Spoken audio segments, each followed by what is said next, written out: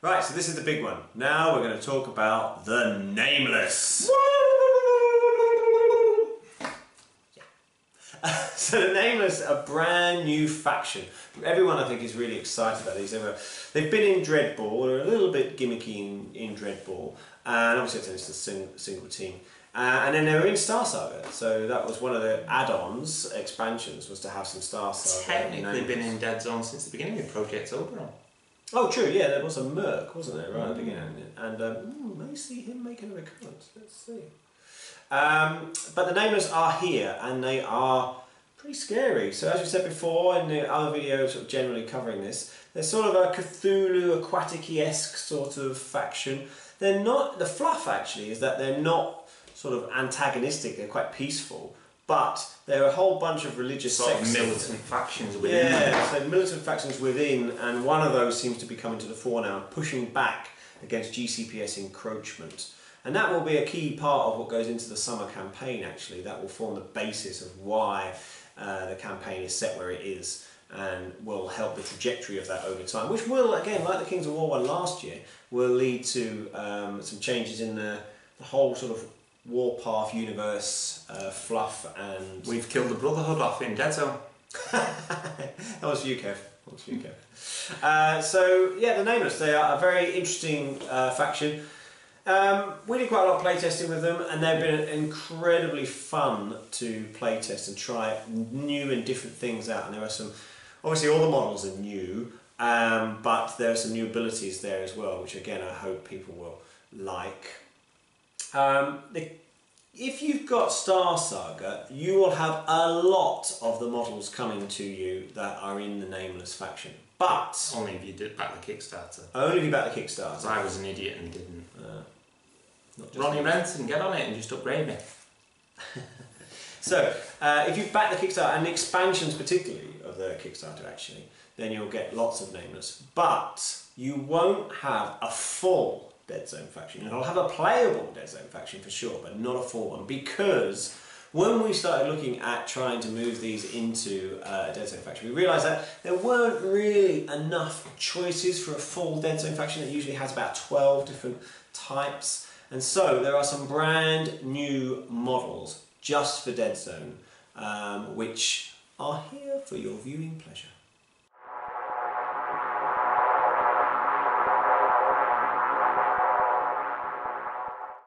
The Nameless has 3 leaders. So we'll start with Tactician 2, sort of the leader of the pack as it were. It's a bit like a brain bug. If you've seen him pictures, and you'll see one now. Yeah. He's called a He's called a Psychotroid. Okay, so the Psychotroid is a brand new resin model that is in a starter set for the Nameless. So you'll get this if you buy that starter set.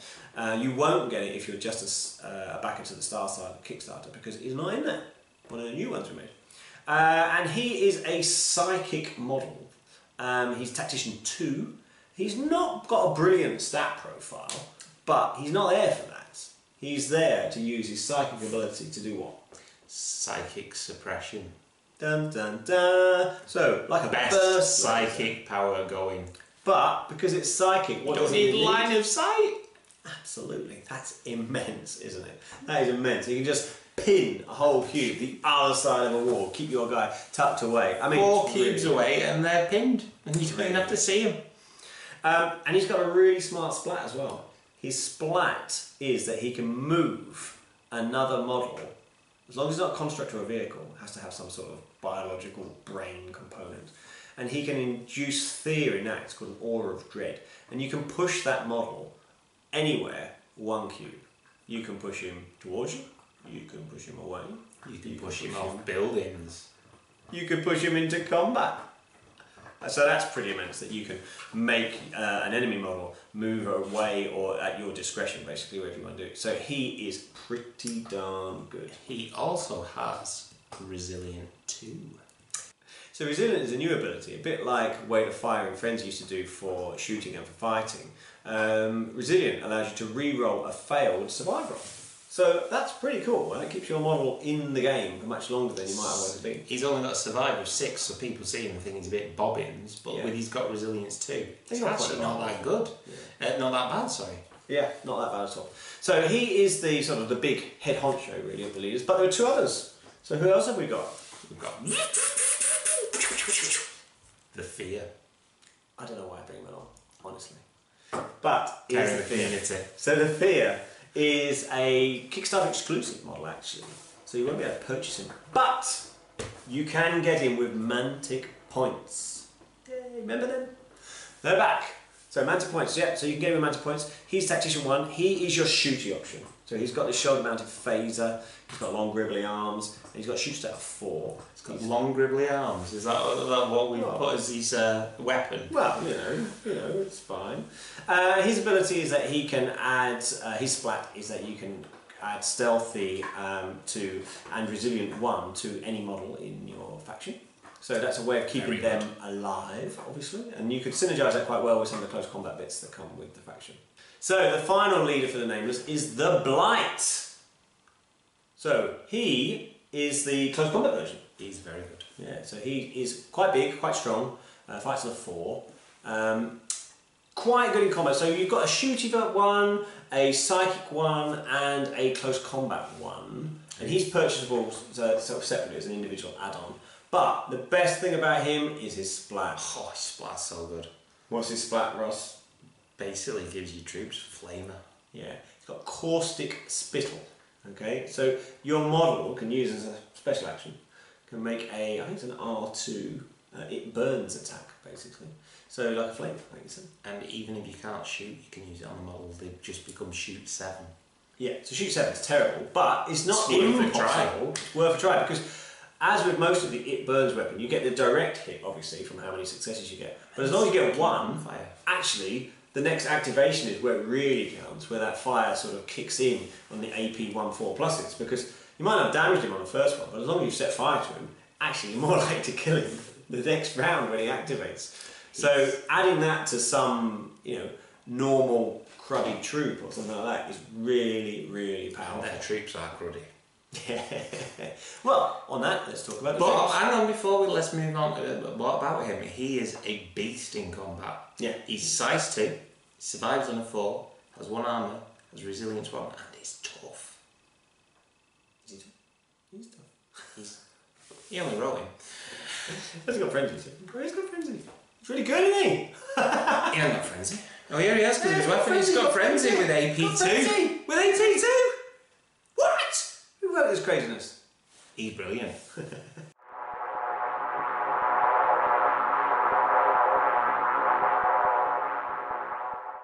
So, let's talk about the Nameless troops. We have got 3 different types of troops. The first one we're going to talk about is the little squiddies. Incas. Incas, that's right. So these are squids. They are the only troop that can pick items up, actually, that aren't a beast. They're rubbish at fighting, rubbish at surviving, and don't shoot. So why take them? Because they're fantastic. They have a new ability called Ink Sac. So, Ink Sac is kind of like a smoke grenade in your cube, or a smoke screen. But it goes off when you die. Okay, so I don't always want to die. But once per game you can use it. You can use it. Just drop it in the cube at the beginning or the end of your activation. So if you want to keep your model alive, or you want to stop him shooting something else, or you just want to walk off a choke, drop it and run out, or sit it on that objective that you then want to score on each round after round, you've got once per game. Each Inca can drop a smoke screen. And don't forget, smoke screen not only makes that initial cube blocks the slider side completely, but all the adjacent ones get -1. So if you're running a slightly more close combat orientated Nameless, which is probably going to be most builds, that might be a really useful way of sort of controlling the amount of flak you take, basically. So yeah, Incas. Only 8 points, 1 VP. You wouldn't want to run hundreds of them, I don't think, because the smoke has quite a big effect. But yeah, you could do. But you can certainly shut down some of that shooting that you might get from, say, Pathfinders or something. Next up, we've got the Scuttler. Okay. Yeah, and that's pretty much what they do actually. So these are the crabby-like ones, very small again, 8 points, 1 VP. Don't have a shoot stat. Don't fight that well. A bit better than the Incas. They're not bad at fighting. They're 50% chance. 5+. But what they do have is they have a bunch of abilities. Yeah. What have they got? They've got agile, so they can move up fast. Always useful. Not necessarily the strongest ability, but sometimes helpful. They have horde, so you can group them together. Mm-hmm. And then they're quite good in combat. Yep. But their best one is they have evade. So we mentioned evade before, didn't we? When we were talking about a few of the other things. So let's go over it again in case you haven't watched those videos. Evade means that if you are shot and you survive or are not pinned, you can make a 1 cube move in any direction. However, in conjunction with agile, if you are going up, that means you can go 2. Yeah, so be very careful if you're playing against Nameless fellas. Yeah, because suddenly he might have moved 2 cubes up towards you. And watch you in combat. Yeah, so or you can join into a combat. It doesn't be an empty cube he goes to. So yeah, very good. You're not shooting again, and he's just charged you. Yeah, and they're not terrible in combat. So again, very cheap. Quite useful. Evade, I find, is an ability that if you don't think of what could happen when you shoot at stuff, you can find yourself coming unstuck quite quickly. And then suddenly those things that you thought you could delete very easily are now hiding somewhere else, or sitting on an objective that you hadn't planned for, or worse off, the living snot out of you. Doing that. The final one, and probably the strongest of the troops, is the Carroted. So this Carroted, actually, you might recognise him from Dreadball, where he has had a similar but older style sculpt there as part of the Dreadball team. This guy is a bit better all around, really. He can fight and survive a bit better. He's a little bit more expensive at 9 points. But his main advantage is he has Frenzy 1. So he's your sort of go-to straight-up fighter. It's also faster, he's 2-3. So he's going to get in your grill much, much quicker. So I quite like running these where they hide in the smoke from the Inca and then leap out with that charge of 3, of course, taking out the models you didn't want to take out. So Pathfinders, for instance, or snipers, or just grabbing those objectives. Yep. Yeah. So let's move on to the specialists. The specialists, now there's a wide range of specialists for the Nameless. They've got a whole bunch of different ones available. So they have got the Assassin. Doesn't sound good, does it, when it's called Assassin? Hashashin? Yeah. So the Assassins have got giant claws. They're sort of secretive models that come zooming up to attack you. So they have a pretty good fight stat. They're very fast. They are beasts because they've got nothing to pick anything up with. They've got claws. And they are stealthy. So armour. With armour. So they're actually very survivable. Yeah. So stealthy means that they can't get clear shotted, which is very important. And they also have Frenzy 2 and AP 1. So when they get into combat, they will do some serious damage. They also have a jump pack, so if you think you're safe across a building with a gap, you're wrong. Yeah, and with 2-3 movement, that makes their jump packs even more useful. What other specialists? We've got the needle drones. So the needle drones are a little sort of psychic scout, a bit like, in some ways, the drones for the Revs. But they're better, aren't they? Yeah. They're better because they're stealthy, so you can't get a clear shot. They're still agile, they're beasts, but they're psychic, and they've got a psychic blast. Might not seem that exciting, but I love blast. I think it's one of the most underrated abilities in the game, and people need to learn to use it better. Yeah, and because it's psychic, again, you don't need line of sight. So you can blast people off of objectives, you can blast people off of buildings. You know, you can just mess people around, basically. These things are dirt cheap. Yeah, 10 points. 1 VP. Takes.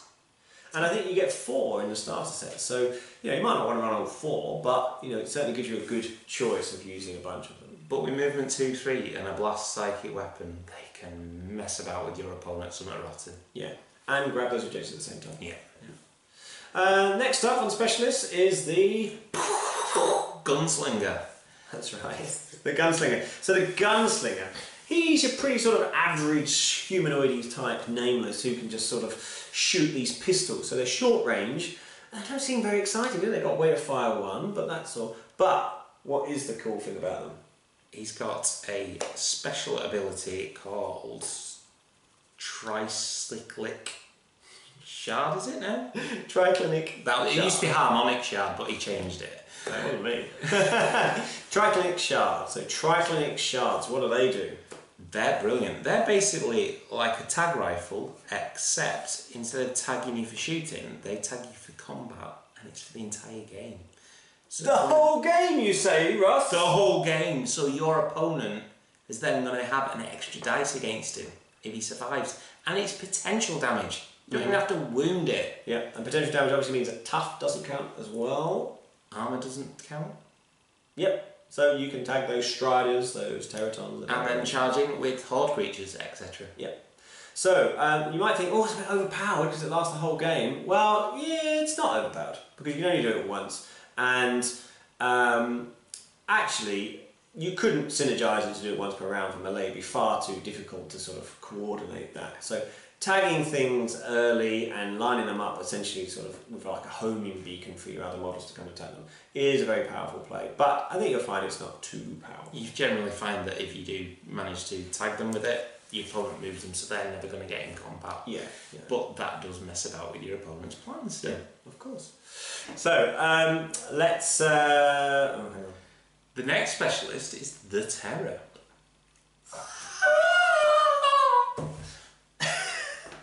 So we're doing this a while now. It's getting a bit silly. So the Terror.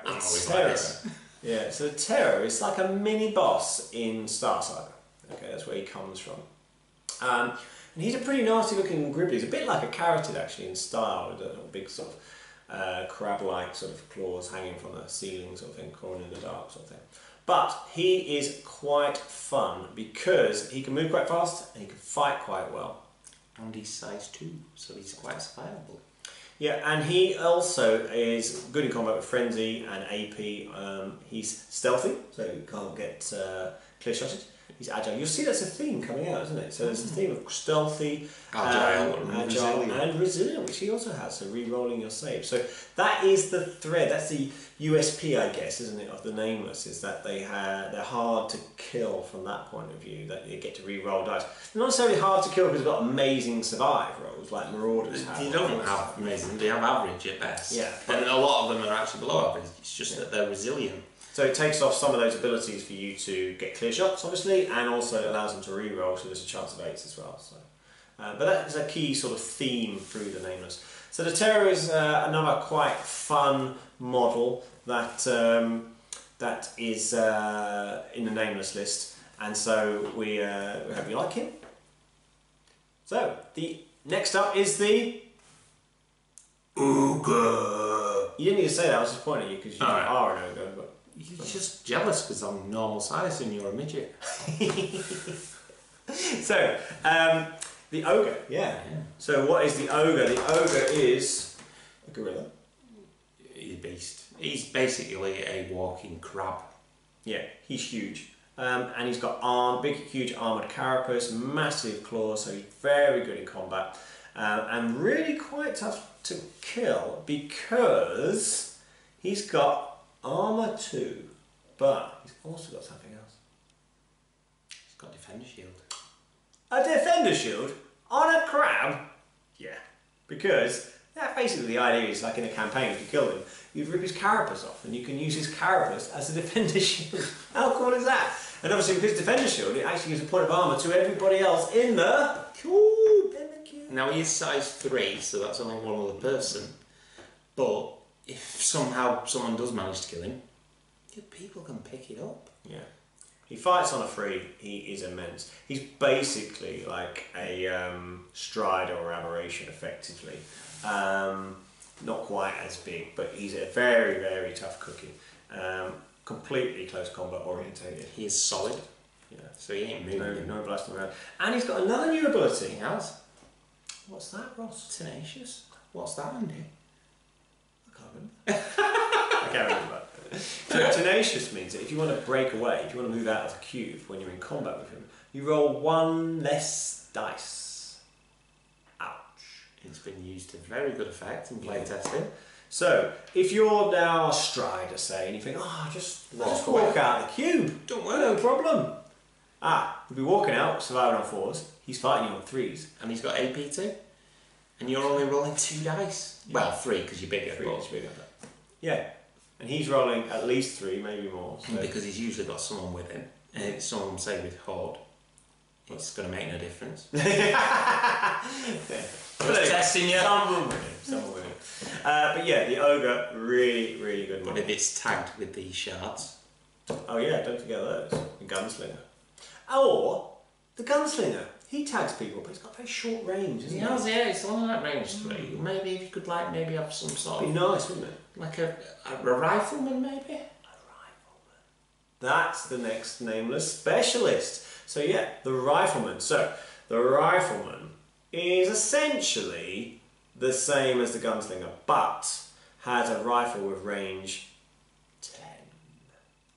Not that you need range 10 normally in most Deadzone games, but if you're playing a larger map you might need to.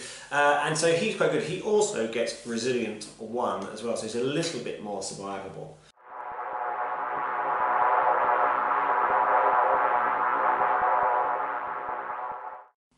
So, the vehicle category. So, vehicle category, you need 3 troops to unlock each one of these because they're so strong. So, what's up first? Bathamite. The Bathamite. So, the Bathamite is like a giant crab thing with heavily armoured, and it has weapon options. So, the weapon options, unlike, say, other companies that might say, oh, everything's sort of biological, these aren't. The Nameless, they're a bit like us in some sort of ways. They use technology, so they've got weapon options that are keyed into the neural system of these creatures, these Bathamites. And so this is a bit like your Strider, your sort of gun track. It's got weapons that can shoot. Some of them could be psychic, it can be anti-tank, or it can be a really good one I like is a crystal cannon. So you can basically hit a cube and tag everyone in the cube with triclinic shards. How cool is that? So they're all tagged for combat later on. It's not so cool when you're under the effects of it. Yeah, who cares? So they're really good. They come out quite expensive, of course, when you start upgrading them because you're paying all those points to have those extra weapons. But they're really, really good. Very survivable as well because they've got heavily armoured and armour 3. And then finally, the one thing that everyone really wants from the Nameless is, if you've been following the Star Saga, you'll see there's one. Oh, that really wasn't comfortable. Sorry. There's one model that everyone really got excited about, and that is the Goliath. And here he is today. That's me Sling David. Right. So the Goliath, yeah, so the Goliath is a huge model. In fact, so big that originally we weren't sure if he'd even fit in the cube. And he sort of only just fits in the cube. But he's so iconic that we need to have him in Deadzone.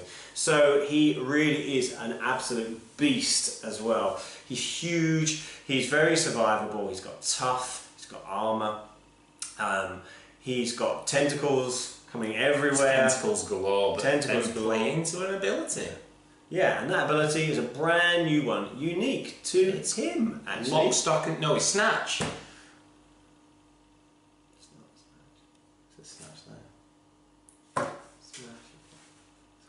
We'll do that again. Yeah. He's got a unique ability, which is unique to him actually. No other model has this at all. And it's Hulk. Smash! Smash, that's right. It is Smash. So Smash is a bit like Knockback, except that for this Goliath, it has range 2, and you don't move the model necessarily away from you. You can move it wherever you want. Like the dove from above. Like the dove from above. So you can take that model that you've picked up and you can throw him into a wall, you can throw him off a building, you can throw him into another model, you could even throw him into your own gaping maw and initiate a combat with him. Because this Goliath is a serious beast in combat. He fights on a 3+, and he's got AP3. AP3. Yeah, he's pretty darn nasty. Both the big Gribblies for the Nameless are both tenacious as well, so they really are for stopping people from trying to run away from you. Yeah, so I think, I think they're pretty nasty actually across the board. You've got a lot, so again, in summary for the Nameless, you've got a whole bunch of new models here, a whole new way of playing with a brand new faction. What would be your sort of key bits about the Nameless that you think are sort of interesting about how they play? sort of a bit similar to the Vermin. In that they're fast. They're fast and fighty. In a way, they're not quite as fighty. Their fighty is on people trying to get away from them. Yeah, I agree with that. Yeah, they're less in your grill in some ways, but they have a lot more survivability than the Vermin because of these stealthy. It stops you getting clear shots. They're tenacious. Sorry, not tenacious. The stealthy and resilient. Resilient. Oh, yeah, sorry.